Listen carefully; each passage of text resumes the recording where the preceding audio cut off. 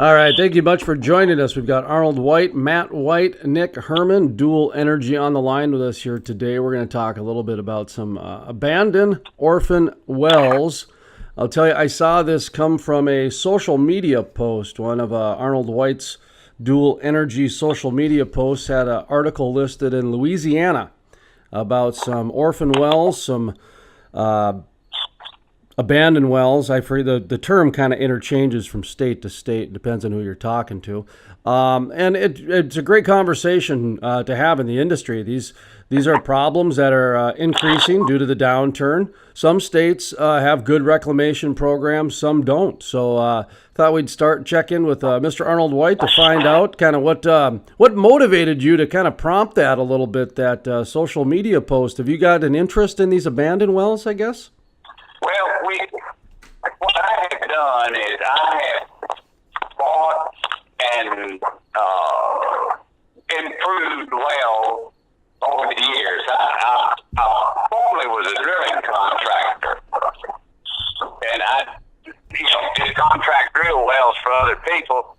I, on occasion, would take a part of my fee for an interest in the well.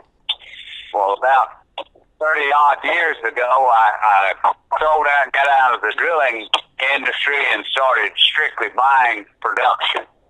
And I have done that over the years strictly by myself.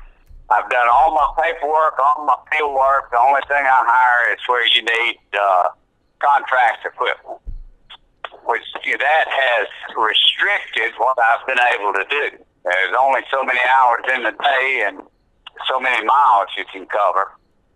So, Matt, what was the date you came on board? I believe in August of 2014. So, Matt came on and he he's got an MBA, so he started out relieving me with a lot of the paperwork and administrative function. So I have increased my efforts to acquire these, not only orphan wells, just marginal producing wells. They're a well that's quite profitable to me is not profitable to a bigger company.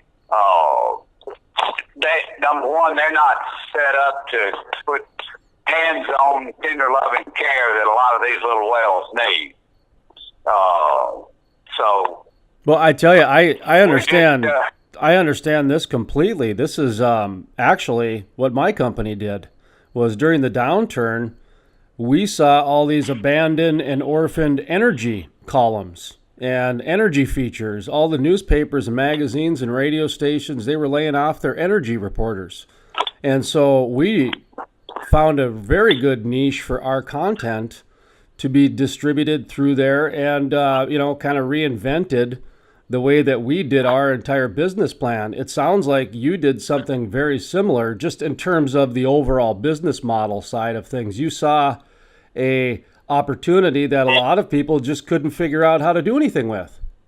It requires a lot of patience and hands-on effort. Huh, you're not kidding. And there's nothing I'd rather do. I haven't really no hobbies other than trying to take an old well and make it give up a little oil or gas. The other thing too, I bet you have to grow at a very systematic pace. You can't grow too fast and you can't grow too slow.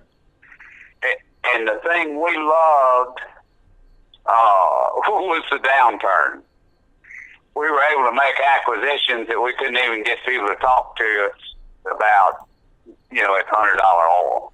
Well, talk to me a little bit about that downturn, because, some people were able to make hay a little bit during the downturn. So what were some of the things that you saw that worked for you in terms of either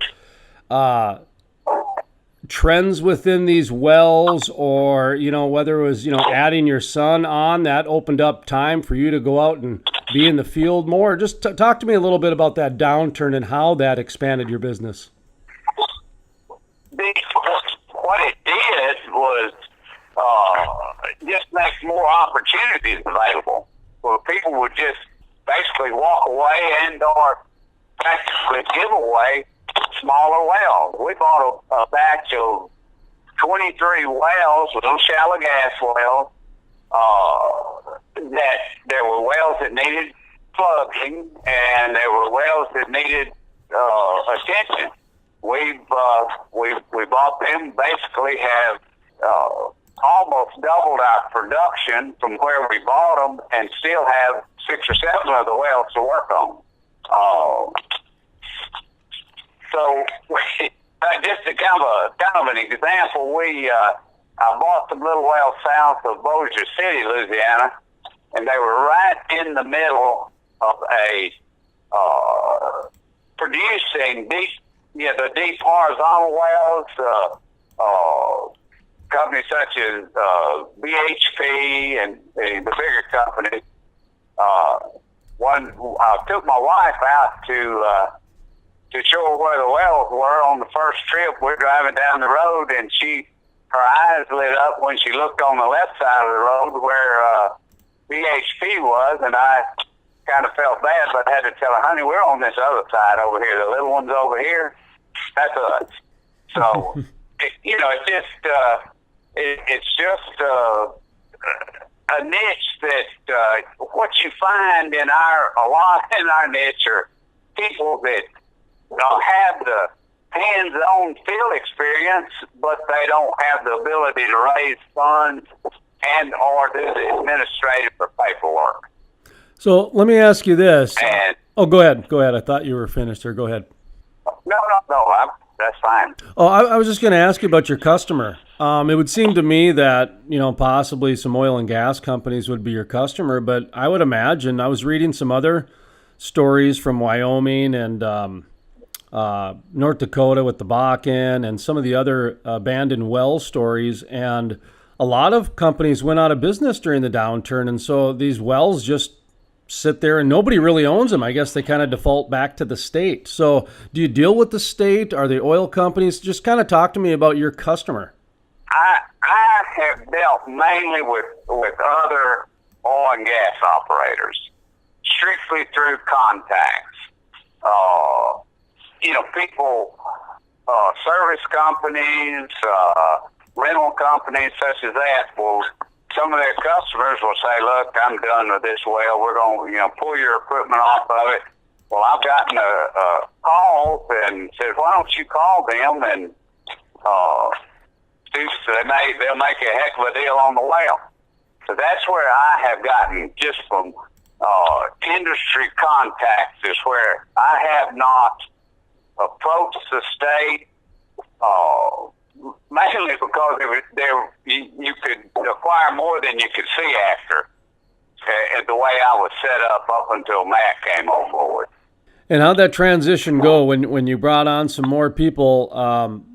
Talk to me about that growth. Were you able to accelerate at a pace where you thought you would be able to manage, or did it take off more because of the oil prices coming back a little bit? Because like I said earlier, I think a lot of the strategy behind your niche business is just timing on your own inner office growth and timing.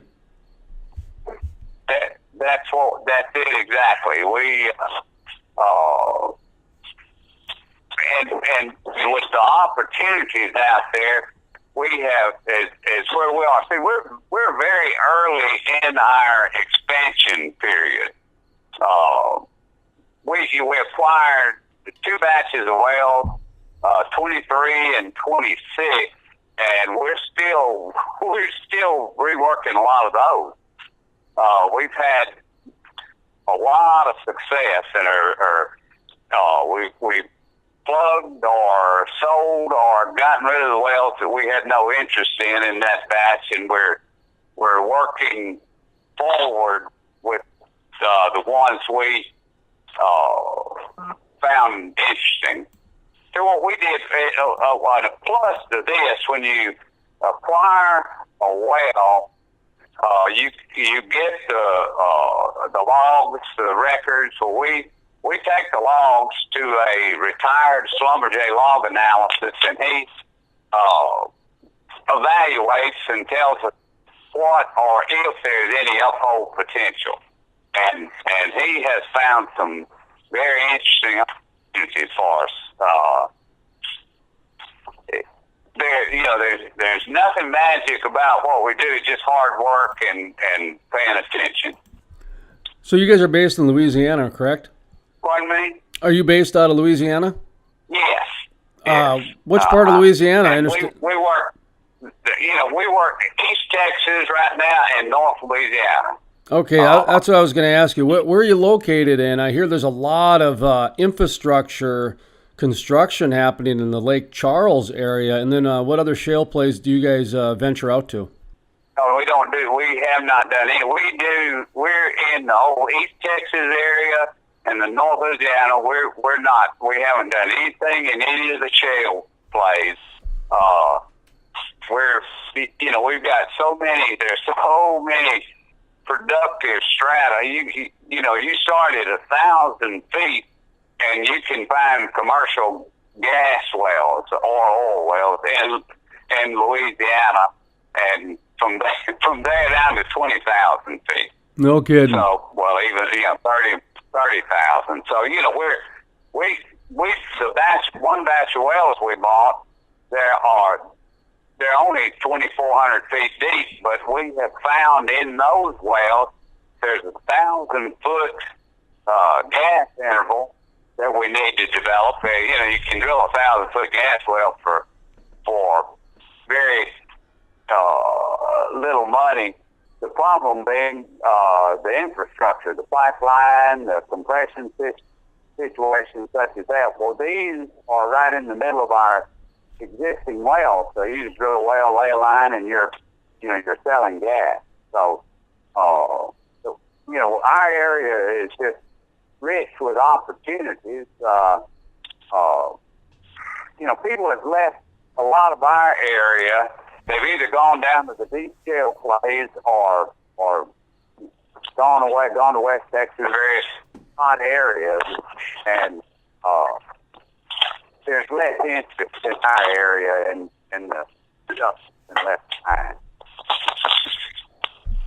Well, any final thoughts you might have towards either Orphan Wells or the state of oil, I guess? I like to give guests kind of the final thought. That way the question or phrase isn't narrated by me. So, Mr. Arnold White, go ahead. The floor is yours. See, there are one thing, what we would like to do is, since we're developing and building our structure where we can handle the administrative and the capital acquisition, through contacts that we have, we would like to joint venture and or help. So there are a lot of guys out there that can handle the field work. They just can't handle the capital raising and or the administrative function. We would like to be in a position to take advantage of their expertise and their field abilities and help grow both their situation and ours. We have the industry's really been helped with the communication. See, we now have automated the metering of the both oil and gas production at the well, whereby we can access that through the phone systems and the computer systems. We can know 24 hours a day whether a well is producing and what it's producing. So it gives you a much better opportunity to keep hands on your production without having to be right on location. Sure, you guys have gotten into like some real-time monitoring and sensors and that sort of thing. Is that relatively recent? Is that recent, or how long ago did you integrate that into your business? Oh, we've done it recently. I'm old school. I've been around a long time, and I like all the old school stuff. Matt likes the new technology, so he's educating me, and we're you have sticks that gauge your daily oil, and they'll tell you how much oil you made and how much water you made. And send it to the computer. I'm used to climbing the stairs and dropping a gauge line in and color cutting it. So it's been a real eye opener for me. Yeah, a lot of those guys checking the gauges like that, that's gone the way of the TV repairman. That's just not a thing too much anymore. That's right. You check your well on the computer instead of on the ladder. Isn't that something else? Yeah, I know. 3-4 years ago, I was doing a lot of stories asking gentlemen like yourself about whether you're resisting technology or embracing it, and because that was a lot of technology really fast that came into an industry, and an industry that a good portion of them are retiring, and so they're kind of thinking, well, I don't want to learn this now. But I'll tell you what. A lot of the older veterans really did embrace this new technology when they really didn't have to. Did any comments on that? Oh yes, I resisted it as long as I could, but it's just so helpful and so good. Even as hard headed as I am, I couldn't resist it anymore. It's been a real help to our business, and we're very, very new in it. We're just starting to do it, and it's gonna pay off.